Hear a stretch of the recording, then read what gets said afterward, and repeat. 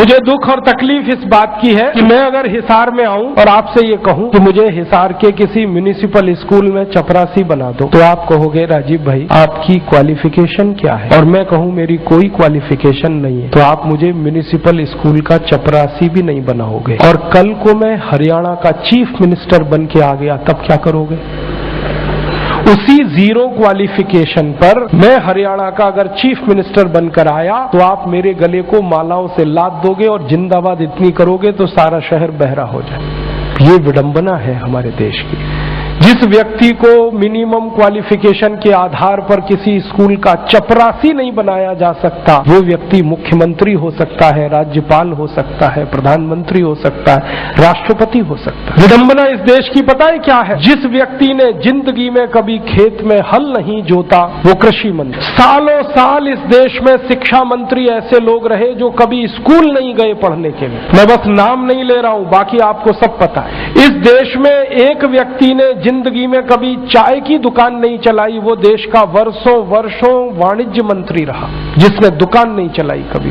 Finance का जिसको ABCD नहीं आता वो सालों साल इस देश में वित्त मंत्री रहता है। जिसने कभी अपने बेटे और बेटियों को भारत की सेना के लिए भेजा नहीं कुर्बान होने को, वो देश का रक्षा मंत्री हो सकता है। और जिसको अपनी रक्षा करने के लिए सैकड़ों जवान लगते हैं वो देश की क्या रक्षा करेगा? सोचो आप। जिस व्यक्ति को जिंदगी में कभी विज्ञान और तकनीकी का अंतर पता नहीं है वो साइंस और टेक्नोलॉजी का मंत्री हो सकता है, और जिसको इनमें से कुछ भी पता नहीं है वो प्रधानमंत्री हो सकता है। इससे ये विडंबना है हमारे देश की।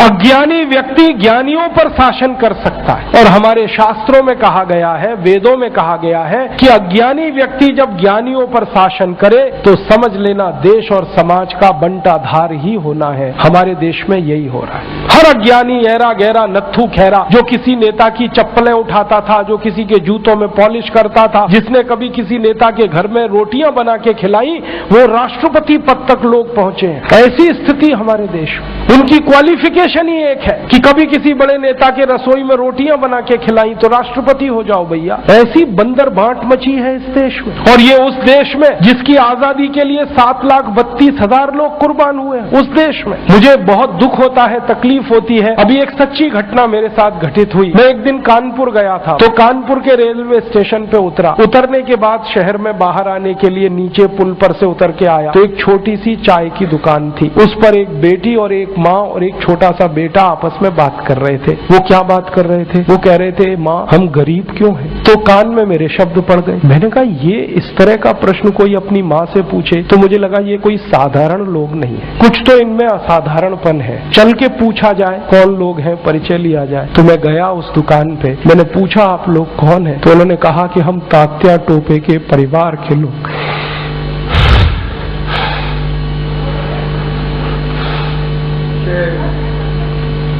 हमारे देश में तात्या टोपे के परिवार के लोगों को चाय बेचनी पड़ी